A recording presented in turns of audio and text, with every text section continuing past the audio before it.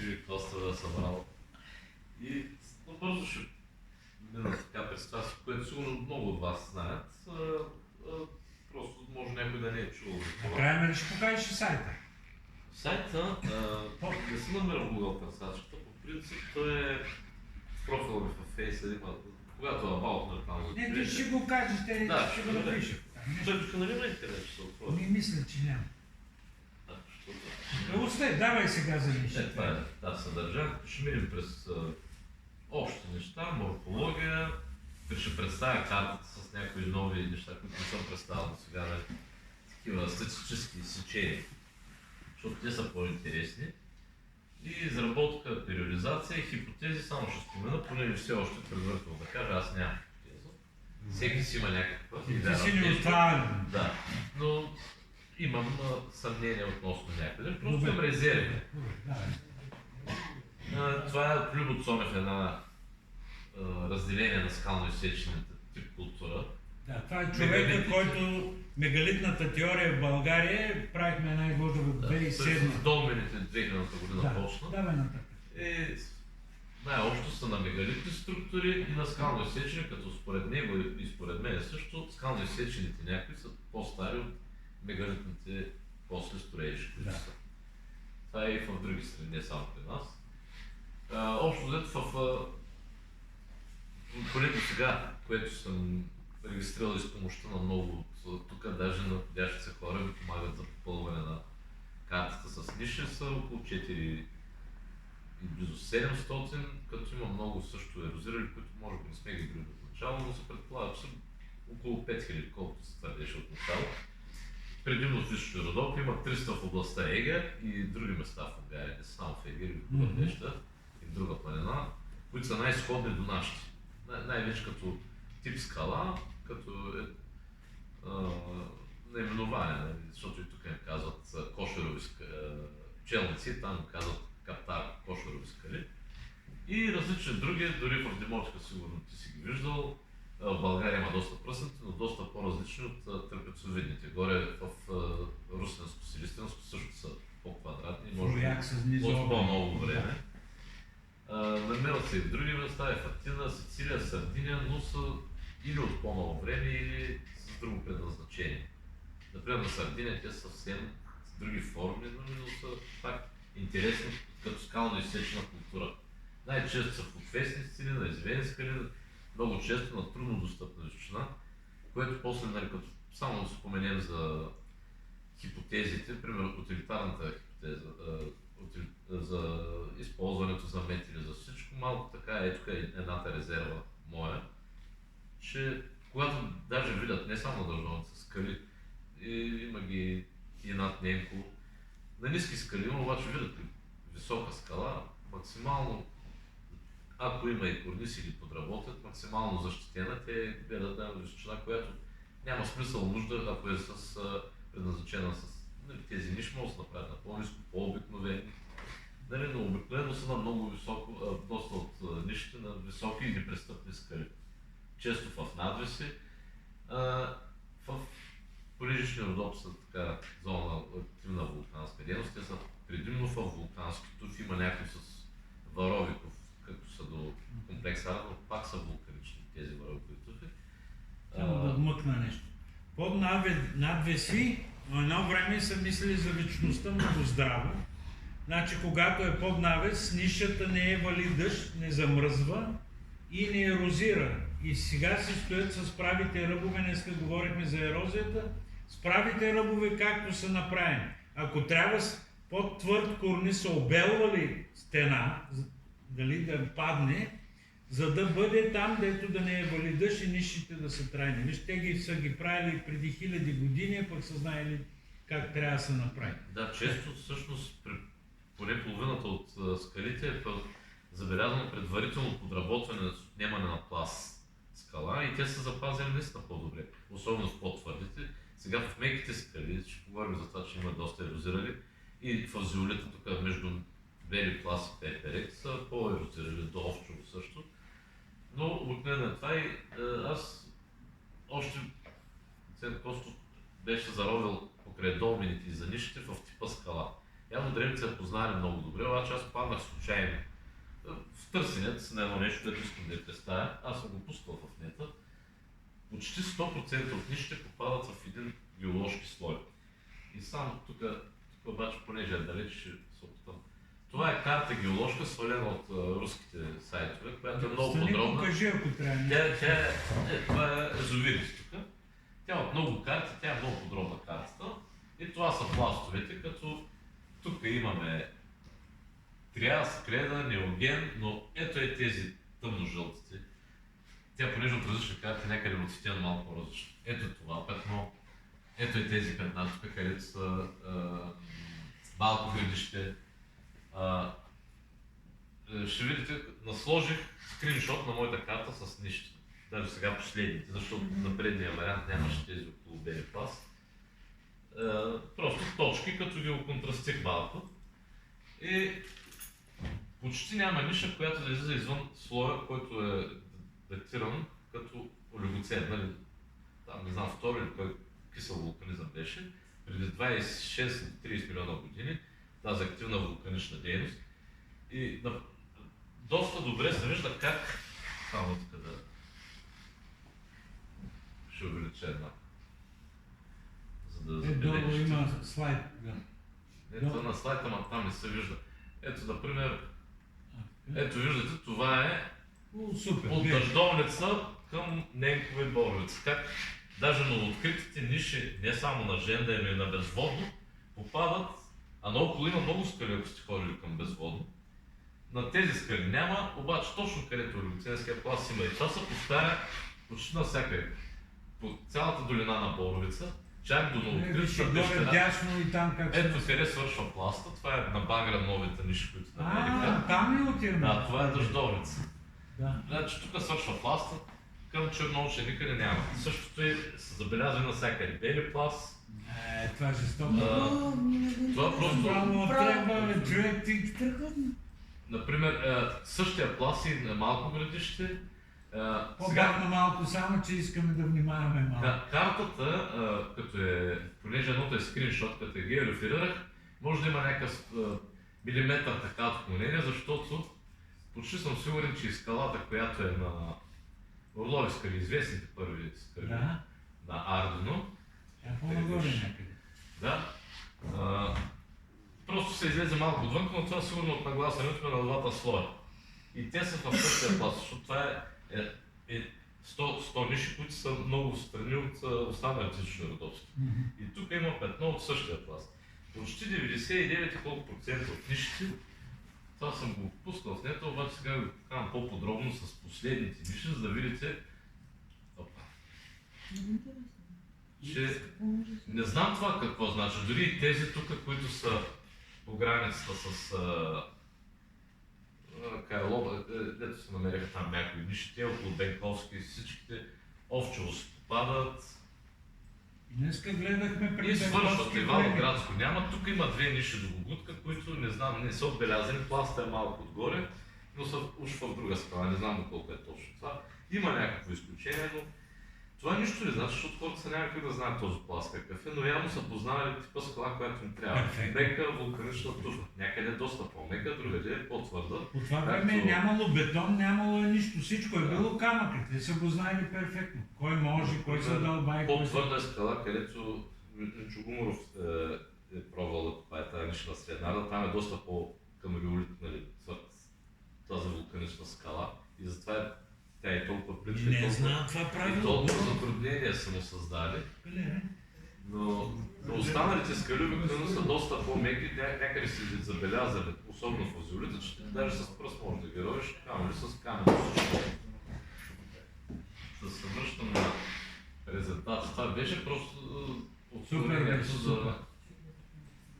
Ще ми дадеш адреса, ние ще фанем наши колеги, някой от по-геоложка насоченост да ни каже нещо. Сега това е една мое се разделение, за да мога да класифицирам нишка в сайта. Иди показвай. Ще ни виждат назад. Тези класифицирал съм, за да мога да си ги разделям аз. Не е задължително. Това са най-многобройните ниши, сакралните, които са идеалната форма, които следват някакво такова, даже твърдят, че ъгъла и Косово беше мерил, че има нещо общо с златното сечение, с около над 75 градуса наклон на ъгъл, около 80 и нещо. Това са най-често срещаните и то запазени с правилна изработка, вътрешна, но повечето от тези ниши, после статистиката са предимно западни Родопи, Мечковец, около Ночево, а и в Звезделския район има доста от тях. Тези са по-редки, но това са най-много ги има около Безводно и около Ночево. Това са едни още по-издължени и според някои така, от които ги караме, даже може би те са най-древните, защото са били нещо като еталон, който после може би се е изменил. Много от нищата са горе по-широки от този еталон, как съм нарекал, уж сакрално. От тях има също доста, вече има по-ниски, почти правоъгълни, има чисти правоъгълни, това от малко градище, кръгли, те са много малко и още една така еретична форма, нали, хоризонтална, където се вече намериха на доста места. Това ми трябва за друго деление. Тези неща вече ги казахме, подкозирки, тавани. Има дори в три пещери, много близки една до друга, открити вътре. Освен до Боилкин, има още две пещери в района с ниши вътре, едната са такова до море. Да. Другата е малко недостъпна, защото е отляво на корниза и ниши. И там трябва малко с въжета, но и там има ниши вътре и всичките са в един район. Това относно теорията, която едно време първо беше така наложена за някакъв соларен столичен култ, обожествяване на Слънцето, че не всички са огряни, освен че има доста северни ниши, които явно няма къде да се огреят от Слънцето. Има и такива в дере срещу склон, просто и северно на Лудере. Има и такива вътре в пещери, което може да не е статистическо изключение, но просто да не е точно тази теория. Може да е свързано с друго Слънце, както напоследък има такива експерименти. Познава един човек, ще спомена за него. Но много често всъщност тук имаме един разрез на идеалната ниша. Задната стена, като почва да изкосяват, освен че... Или покажи как са дълбали. Освен че отгоре много често на тези сакралните понякога има така, но понякога направо тръгват се едно издълбано, а навътре, особено в дъното, се добива някакъв такъв, даже понякога като голяма дъга. Понякога са и по-дълбоки, отколкото широки. Има и гигантски ниши, в които направо сме влизали и сме сядали, с тези на горна кола. Но обикновено са с 75 до 80 см високи, широки горе до 10, долу 30 до 40 най-много, има и по-големи, но са много различни и затова не мога да съдим за тях. Ето различни видови ниши. Да, покажи ги, кажи кое. Ето тази от най-високите, които срещат повече около Безводно. Ето това са класическите. Тези също са класически, но са снимали отгоре, това е на долапчета. И затова малко са сплескани, но да се вижда и дълбочината, колко са дълбоки навътре. Просто са снимани от високо. Ето е дъгата, която се получава типичната класическа ниша, която се е запазва. И много често всъщност, едно, че не се забелязва при повечето въобще следа, при всичките следа от обработка с метален инструмент, много често се полирали. Което е някаква забравена технология, трябва да питаме каменоделци как се постига това с вода и огън или с триене, но много от нищи са полирани и си личат. И вътре са гладки, като... Да, ето например едно дъно на ниша, като форма на вида шел, как се разтваря навътре. Може да е от технологията на изсичане, но това е добре запазена. А ето ерозията на овчо, тези, които са долу до реката, какво прави, когато е с мек слой, те се свързват, отпадат. Долните ниши на читка, аз също горе са запазили, обаче долу са в по-мекия пласт, са подобни на тези. Тази е доста голяма. И това е картата. Сега адреса, понеже мост на нея е от моя профил, като се види за Христо, има две връзки. Сега няма интернет, да. Няма. Но общо взето картата изглежда така. Понеже съм ограничен с 10 слоя, аз съм ги разделил условно на някакви райони. Горе-долу следват водосборите на някои реки. Единия съм го кръстил Боровица, другия е Мечковец. Има един Звезделски район, точно където е големия вулкан Звезделския. Има такъв на Стамболово. Има Долна Арда, Върбица и Крумовица. Като Крумовица, Върбица съм е пуснал чак до Арда, защото някъде да ги вкарам. Има един подрайон, който го обособих заради броя ниши. Арк, това е около моста на. Той самия съдържа толкова много ниши, че и са много сходни комплекси до Железния мост, Долно Черковище. Като по-ответ на Крумовица. Я увеличи малко, само да видят петната по картата. Ами не, това е на слайда. Не, на такова плюс нещо, не. Чакай, на другото мога.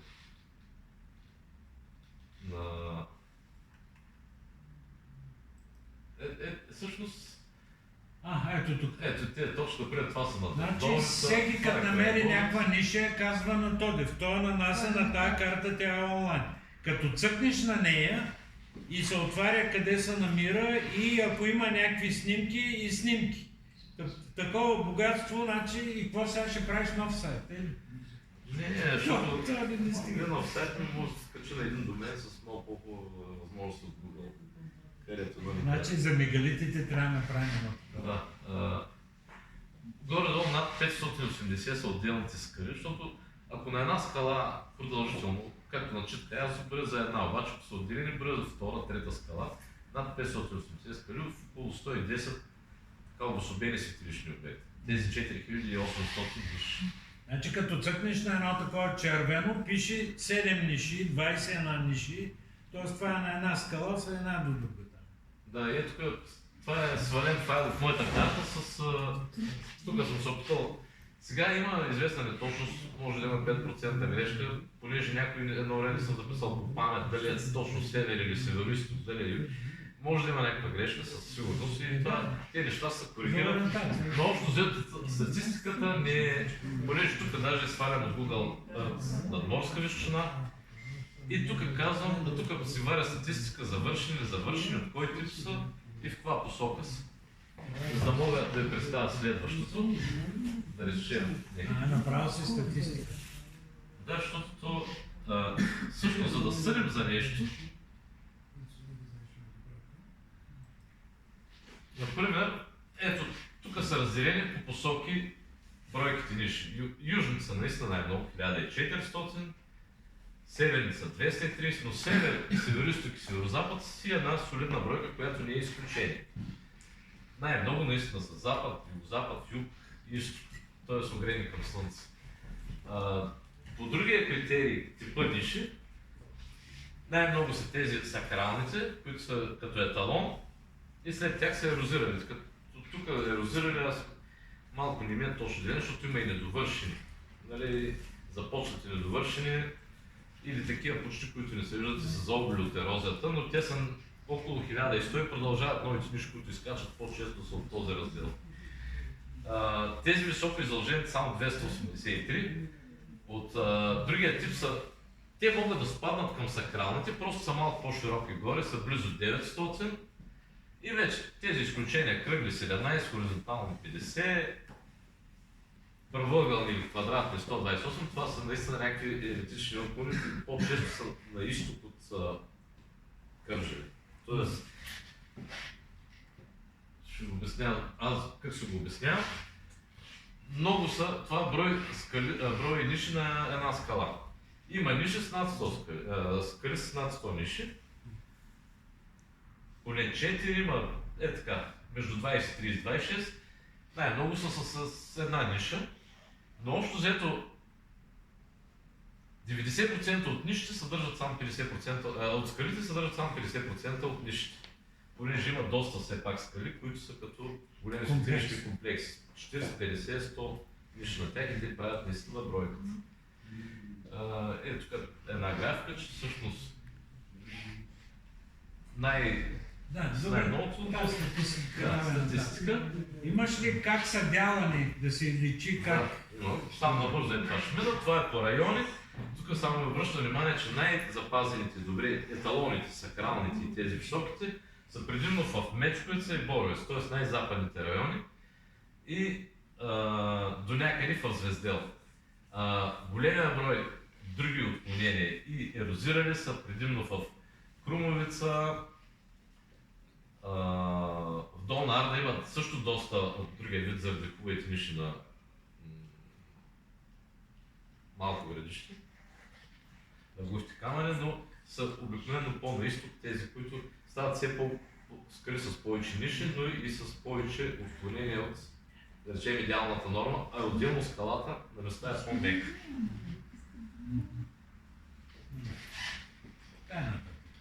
Това са други статистика. Това е интересна статистика, да се забележи, че тук всичките комплекси са от запад на изток по географска разположение.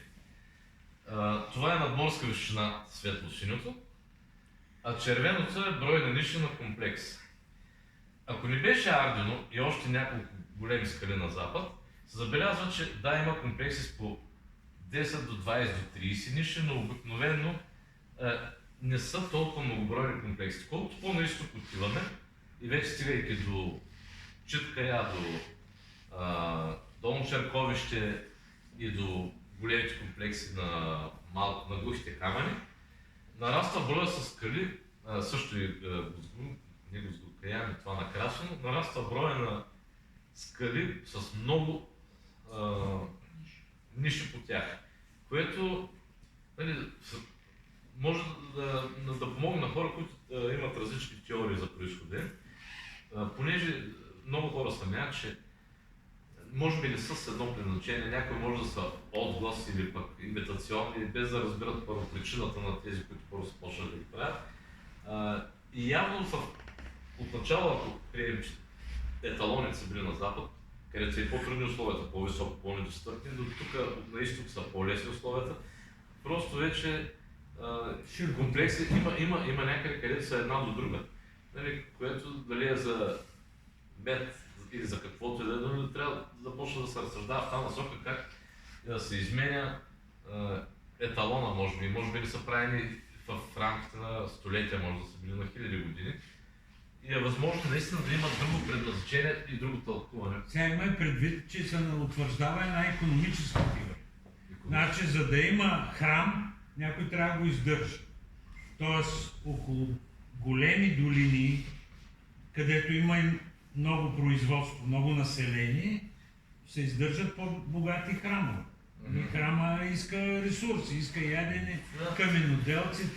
Така че към язовир Ивайловград там става широко, става плодородно, има население и могат да се правят по-богати храма.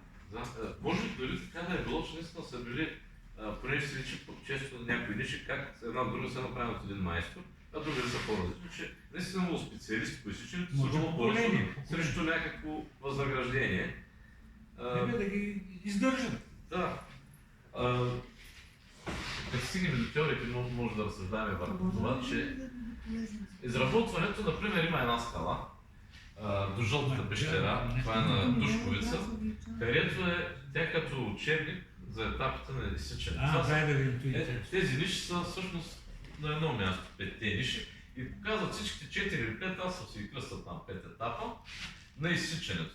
Тук се вижда едно оформяне, тези са по-широки горе, защото се намират след синопласт.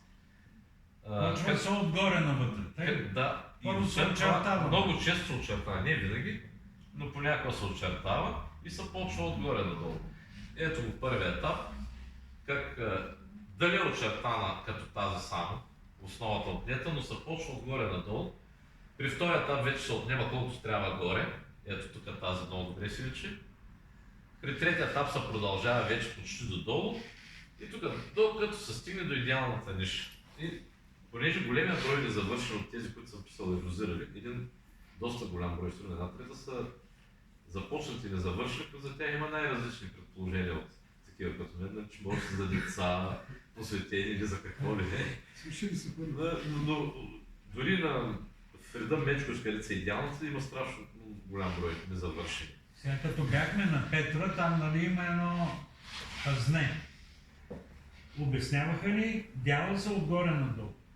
Да. Да. Първо се почва горе, местят скелето надолу слиза Програмата и го дълбаят. Това е бил методът. Докато стигнат до То е нормално и ти ако някъде висиш дали на скели на една скала, движението да отгоре-надолу, дали ще се наймат или какво, нали? Да. Но ясно се личат следите от някакъв... След като не е желязо, какво остава, не знам. И твърди камън. Кремъц. Ето, пак тук и тези са направо очертани и може би в старо време на най-известна скала под Бели пласт с големия надвес. Очертани даже до някъде засечени, но не започнат. Ето тази до тук стигнала и край. Ето ги тези, които ги бях казал. Има една завършена, има само започната очертана, има някои почти завършени. На едно място всичките 5 етапа бяха там.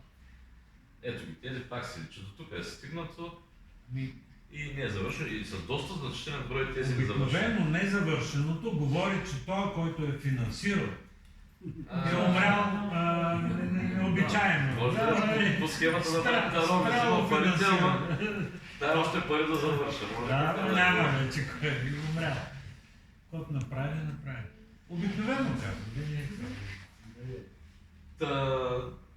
Това, че са на относително някъде на толкова трудно достъпен терен, от мен тръгнат по някаква малко това, когато се пусках на дъждовница, че след като алпинисти казват, че е невъзможно да се прилепят, значи, то не е така. Те са имали начин, направили са го. Сега, каква е била технологията, щом са го направили, вече оставяме въпроса за сложността, защото и ти сами си виждал сигурно, и си чул и фелори, навсякъде има храмове, които най-вече името на някаква вяра, изсичат скала, 1 милион тона, абсолютно симетрична храмова конструкция, която и от тук е еднаква симетрия, с скално изсичане отнемане на маса в името на някаква вяра. Нали? Тоест, в името на нещо хората могат да направят това, че било трудно за нас или така изглеждащо. И затова за мен въпросът не е как, а защо. Защото щом са го направили, значи за тях е имало значение. Освен това, още от Култ светлина проекта ми обърнаха внимание, после намериха доста. На Шахан Кая има близо 10 халки, предварително издявани. Тези са доморянци. Вътре има дупка ли халката? Халката даже тя стърчи напред. Често тя е пробита дупка, но много често Да си вържиш въже. Да, тя е даже издявана предварително да стърчи напред, за да можеш да прекараш, даже може и дърво на някой, защото тя е изнесена навънка халка. Има на Севрика също. И на доста скали вече са, ако се гледаш даже на Душундер една скала, открив около 10 халки, но трябва с много подробно да се гледаш, които говорят, че те са можели, как са пускали първо да направят халки, те после направят временна конструкция, която придържат скелето, защото обикновено са в надвес, казваш как. Те могат да се придържат скелето с някакви там, каквото са имали и да се работят спокойно. Това, че е в надвес, не ги бърка. Тоест, за технологията ни няма да умуваме сега. Най-различни, някои казват, че може да са запис, кодировка, защото често са в някакви редове структури, че съдържат някаква информация. Ето ги нишите в пещера, казвам сега някои примери комплекси. Това е известната Гоюкин, която също при много ниско слънце и ме беше заснел, как през процепа тук влиза чак до дъното слънчев лъч в дъното на пещерата, която продължава още нататък, но и то май беше пак по зимно слънцето. Тук мога ли да те прекъсна малко, че видях нещо, да забравих. Значи, били сме на Малта, там има и хипогеуми. Това са саркофази под земята. Хипогеуми. Оказва се, че в България имаме 4 вече намерени хипогеуми. В тази пещера, как се казваше това, доморянци?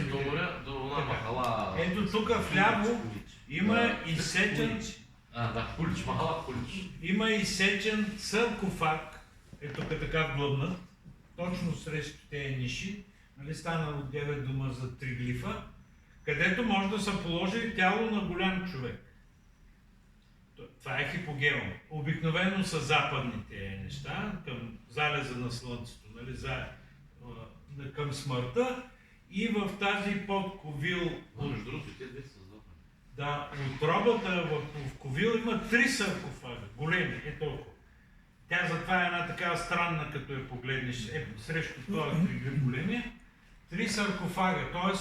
ние тепърва почваме да ги забелязваме, саркофазите, за да и виждаме, че тук са, с нишите са в комбинация, значи има нещо в храмовата структура, дето... Да, много често има някаква определена бройка около пищите от права, аз ти бях казал. Не само там и в този ред заведаха на Толи. 2 или 3 точно ниши. И всички скали около Горец така. Отдолу пещера, отдолу 2 ниши. Все едно казват пещера, не знам. Като църква с паракас. Да, но само 2, не 10, не 100. Да. Сигнал. Ето други комплекс, това е от Ночо, това е отробата известната, друга отроба до Ночо. Тя с стълбата много Ето това е близо до отробата, едно пак с пещера. Говоря за ета, като дето има винаги 2 или колко там ниши, отляво на отробата, отляво на пещерата, отляво на Ночо. Ще има някаква закономерност там в този район. Тук са 4, тук също са 5.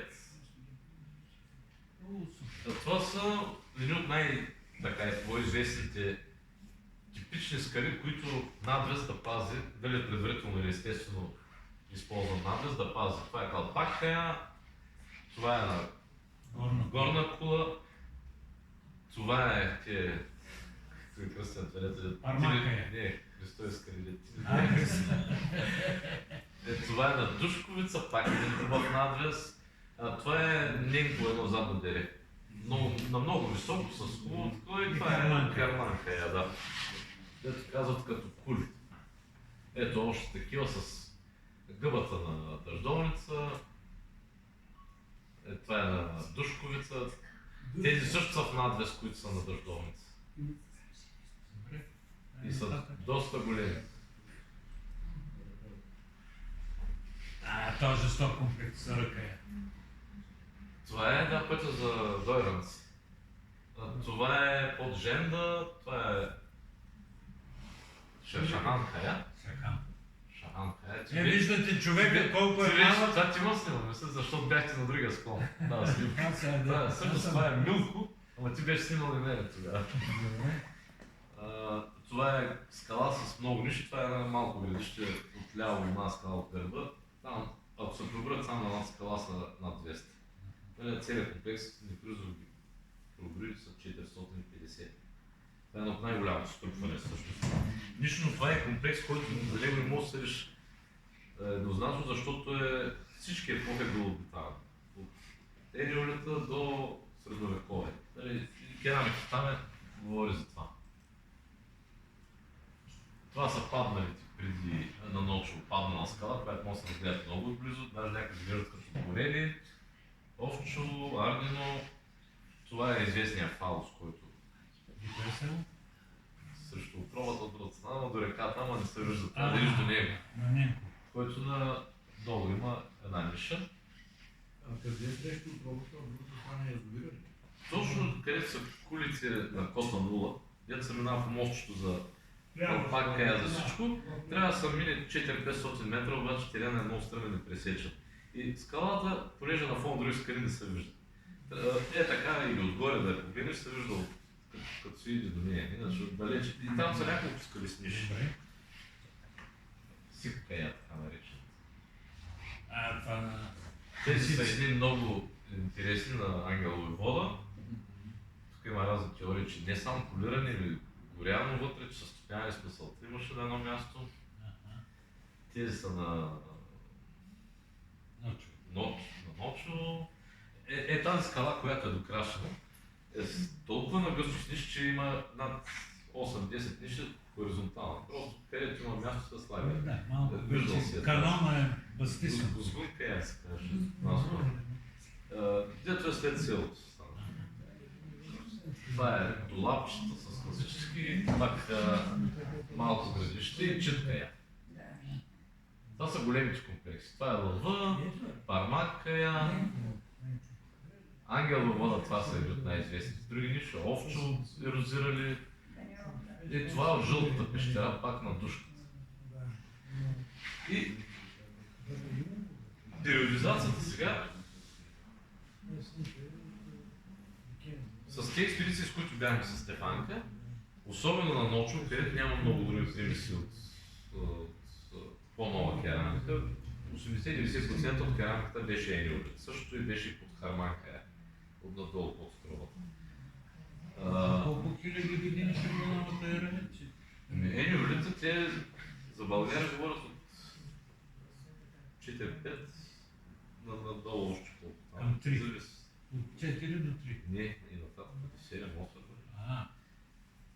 Преди нас, като това първо по косвените неща, които и Стефанка и Ана Радунчева бяха на едно мнение, намираните изолчета и на дъждовници, навсякъде каменните брадви зад комплекса на дъждовница, намери много каменни брадви в арката на разкопките. Самата керамика, тя на Радунчева много добре датираше, беше ениолитна с много малко тракийска керамика. Липсата на следи от метално сечиво в дъното на нишите. Също има и други косвени, една паднала голяма скална платарка, където нишата е вчупена и се вижда отгоре къде е вчупена, паднала и си наобратно. И в по-ново време са дошли и имаше тези тракийските дупки, дето са траките, които са жертвени там с метално сечиво. Това не е мое мнение, но споделям. Че твърдение, че скалните съоръжения са от тази история, тъй като хората не са имали необходими инструменти за направата му, е нелепо. Трябва да се има предвид, че човечеството има 2 милиона години практика в изработване на каменните инструменти. Сега някои места, като Перпер, Ангелово, води густи камъни, с много дълъг период, там трябва да се прави разграничение между различните изсичания. Ниши има и по-нови, и квадратни за подпори, има лобата, всичко, да. И затова аз от колко време Иво Филипов също, който поддържа в Википедия за нишите и направи доста филмчета точно за нишите на егери. Просто канала му не е още толкова популярен, но се опитва вече доста професионално ги прави. Се опитваме да разбираме това, което беше наследено в края на 80-те години, просто по презумпция, че и имаме и по табелите тракийски ниши. Трябва да правим разлика къде са траките, къде, това ако е ениолит, за какво става? Отделна тема, едно време траки да са били или други, това не е може наша. да са били техните... Не е наша борба. Да, но... Други са. Но просто самото наименование тракийски трябва Добре, да се борим с не знам кои са били преди, това е важно. Но ще разберат генетично, тъй че няма какво да се борим. Да. Имаш ли още? Като има, за последното вече тези хипотези всички сте ги чували. И това е въпрос на дискусия, понеже там казах, че аз само мога да имам резерви към някой или към някой. Примерно, бях запознат с тезата на Аня Радунчева. Може ли само че е като символ вход на врата. Да те прекъсна. Сега, 5 минути почивка, после ще има за хипотезите. Аз искам да използвам, понеже утре Мухарем ще е много заед, ние ще сме на неговото работно място. Ние направихме един фотоконкурс, за да популяризираме новия пещерен храм. Събирахме снимки и класация по броя на лайкванията. И искам тук да поднеса на Мухарем грамотата. То не е първо място, ми е почетно място откривател. Защото откривател е само един.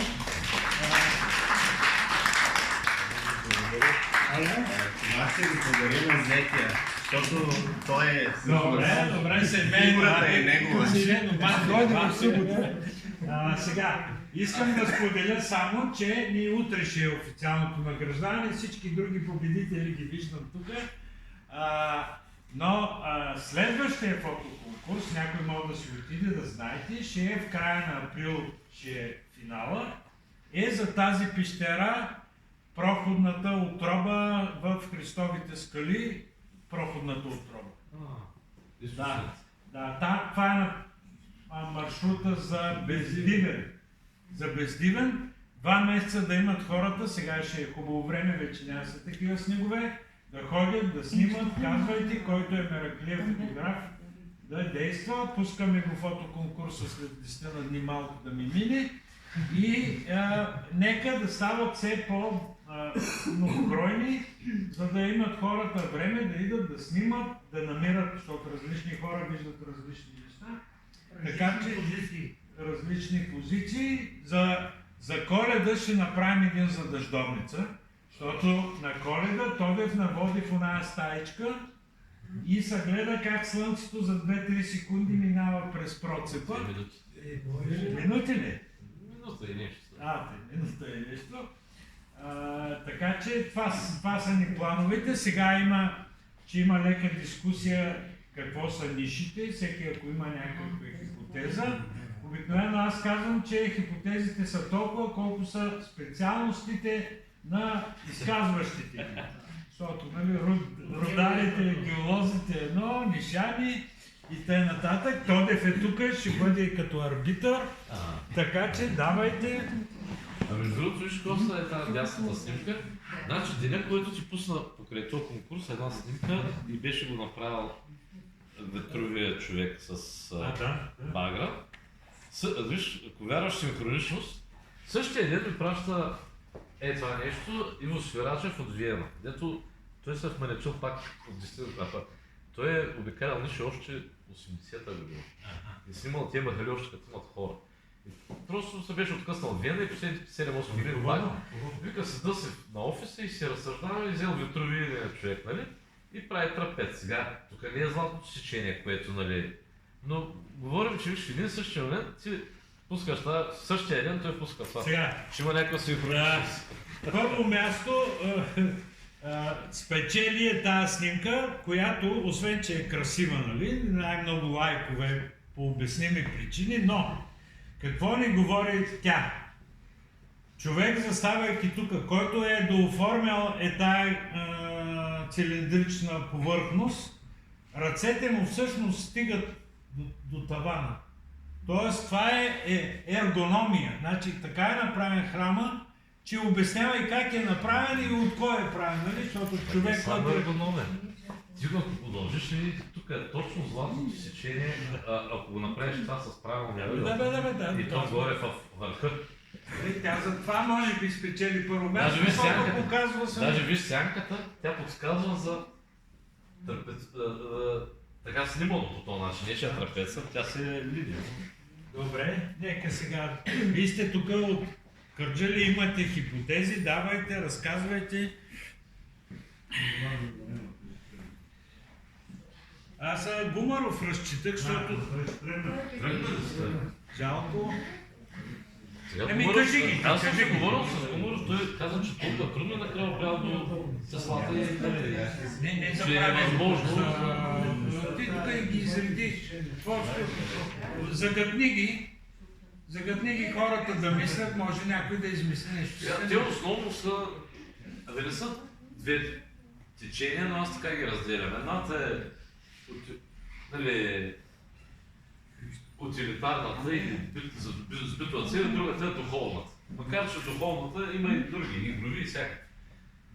Фола още първи въвел за някакви светилища, поставени на дарове, има нещо подобно на Акропола, но това е в доста по-нови ниши. Са поставили божества или дарове. Но нищо не е намерено в тях, освен Минчо Гумаров може да потвърди, защото и той това не го е документирал. Единствената ниша с капак, където намерил вътре съд, който... А не е ограбен един. На Ангел Войвода, да, ама той първо видял един странен съд, една баба си поела пуйките от него, така ми говореше той. И е питал и намерил една ниша, която била с това. И мисля, че трябва да го е документирал, обаче той го разказа, че това е единственото, което е намерено с капаки с нещо вътре. На Ангел Войвода. В Македония намерихме такива скапаци затворени. Да.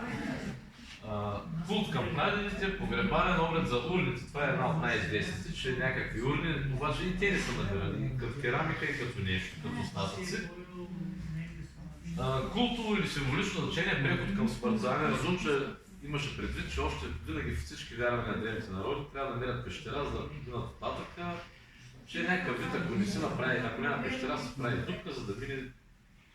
Сложно беше, но... Тя твоята е най-добрата. Това беше нейната. Вторичен или соларен култ, фолк въвели заради слънцата на Палеокастро, които се оказаха хромели до някъде. Обаче всички кръстиха слънца. Но да речем дълго години това беше, че са култ към Слънцето. Че са правили някакви сигнали, светлини, да, но пак ми обяснява някъде гъстотата и всичко и целият този труд. Мога да направиш една да видим точно през километър, но не нали, в дерето там 100 ниши в лудере, нали, или 300 ниши. Вид тотемизъм, някои виждат орел, други виждат обърната глава на бик, което в миналото се обожествявало. Космологични има няколко. Например, Филип от Шумен беше намерил колсо с тогашно очертание на съзвездието малка мечка в трапеца, нали? И беше доказал там някакви неща. Има в неговите сайта. Сакрална е дали тези пропорции, които казахме, че може да се търси златно сечение, особено Костов беше намерил някой, или някакви закодирани знания. Има семантична, те са няколко начина, тези, които са с битова цел. Гюров беше въвел и даже до някъде Марен подкрепяше, че оказвали залеж за злато. Даже тук доста караш тази теория 10 на години. Кой ще би си отбелязал залеж за злато? Не знам. И доста години след това да се запази.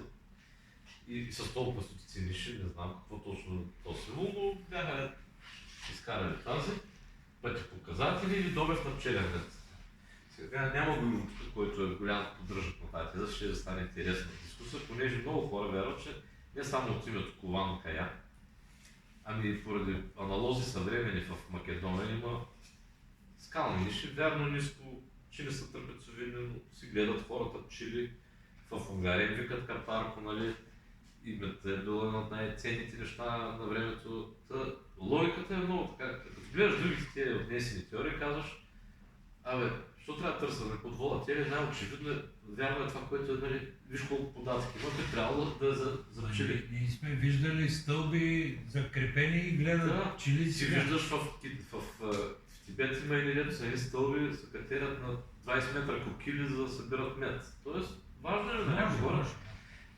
Другия въпрос е, че аз съм виждал пици в една-две ниши, но в съвсем други цепки на скрити, на много повече места съм виждал пчели, има съседство. Значи те не си ги избират си, може би едно река си ги отглеждали, са карали там пчелата майка, не знам, но има доста неща относно съмнения относно това, най-вече, че биха ги направили като Кападокия за Гуаното, но удобно и такова. Няма да ги направи на 50 метра като на дъждовница. И най-вече, най-съмнителното ми е, че профила на нещата, това е идеално изглаждане. Това следва на структура навътре. Излишно да се прави за пита за мед. Ще направиш една обикновена дупка, която може да затваря с капак. Някак си не ми звучи много. Най-вероятно, значи в древността те са имали символно значение, т.е. религиозен смисъл. Примерно както е сега кръста и полумесец. Имали свещено място, слагат отгоре един кръст, нали, църква, параклис, каквото е. И в по-ново време вече населението е прагматично, нали? Вижда хубава дупка, ще си изгледа там пчели, другия ще птички там си. Нали? Но в древността, виж как тръгват от класиката е в трудните планини, където култа е силен, жреците са малко и отива към Ивайловград, където има население голямо, дето всеки, който има пари, плаща да му направят една да, виша. възможно от начало половината от тези неща, ако са били някои от тези теории вярна, след време не разбирайки, но да е станало не мода, всеки трябва да връча, както ти казваш, духовен знак или какво там, като кръст или... На това племе, което е живяло тук. Това е много важно. Да, това е интересно, че е тук. Тук в източните. Той Венци го няма, обаче Венци има друга теория за енергийно. Венци Тайков. Също много хора подкрепят такъв вид теория. Има и игрови и други. Аз съм забелязал, много хора забелязали акустиката на идеалната завършена ниша. Там все още не е изследвано идеално. Това пък защо е направено, само при гърдъка я го виждаме, тази акустика, но... И да, самите... Има удържател надолу, значи сега ще чуете май... Чакай сега, искам да те изненадам. Ти това може би си го забравя. Дупках на самоклас, помня го, да звиках. Помня го. Чвърста Вика далеч. в нишата и ехото, двама човека бяхме загубили. И Ицо ги викаше и те се овариха от гората. Не, Има не, голям трансплантно. резонанс, така. Сериозно така? Идеални цениш, които навътре са така. Ако не е завършено Да. и не е така Още с нещо разширение, искам да няма кажа. такъв Да резонанс. върнем снимката на златното сечение. Исках да кажа, че това време с Миленка Марик на държавница. Помниш ли бе? Като ти паднаха очилата и телефона, какво беше? Бяхме седнали да почиваме и изведнъж му падна там телефона, какво беше. И понеже беше сипе и урва, и аз веднага скочих 20 метра надолу отидох. Ти знаеш кое е там. И отивам, взимам телефона и навръщане паднала ниша на една скала. След това ми дойде на акъла, че тази ниша беше изпукана наполовина, така като разрез. Ето тук има звук. Да. Това на къде беше ли? На обичник ли? Да. Виж какъв звук има, като оттъпан. А това е камък. А пък почти на другите камъни Акустиката е ужасна и тя е завършен, че обаче. Да, така е. Да, нещо да пуснем, каза. Къде беше? Между другото, от няколко месеца има нов така, който човек се пише, вие сте го виждали от Варна, който не може да ходи много, обаче иска го захранвам с информация, който вкара много интересна гледна точка за... Той много така дълбае научно. Връзка с Слънцето, като той гледа от едни храмови обекти в Египет, в Перу, не знам с къде, че това улавят Слънцето. Самия единия комплекс на линките преведено значи там, където ловиха Слънцето, а то е трапец. И според него трапец, особено тези, които са наклонени, искаше да намерят точно азимут. Казах му за северните ниши, че там няма как да ловиш Слънцето. Той е още по-хубаво, защото там пък улавят Луната. Те веднъж на колко години Луната, нали? Луната светлина. Та той вижда в тези пропорции и че навътре се разширява, че те по някакъв начин нещо не само астрономически засичат, като лаят Слънцето на някакви дати, ами повече, да, пак говори, отиваме към Марка астрономия. Обаче даже си беше направил собствена ниша вкъщи да прави експерименти с различна величина на Слънцето и работи в тази насока, иска да излезе нещо. Има и такива, нали, уж не е соларен култ, обаче е свързано с Слънцето, движението на небесните тела, самата форма, нали? Той иска да обясни с това. Та има много хора, които е хубаво, че има различни мнения, защото все от някъде може да излезе, нали, заека, как се казва. Ние може да си чешем езиците, защото учените не правят много заровен за тях. Самият факт, че и не Хризо го признава, дори че под тях и манярите не ровят, много често няма метал, говори, че тези ниши са от епоха, където е нямало метал. И че са по-стари. Не са им интересни, като няма злато и такива неща. И не се работи много в тази насока. Освен това, в археологията много рядко се среща трапец като форма, което влияе за символ, но почти не се среща трапец в археологически материал. Като украса, триъгълници и много. Трапец няма да изключим една... Но на варнашкото злато не подобни, ама не са. Подобни, може би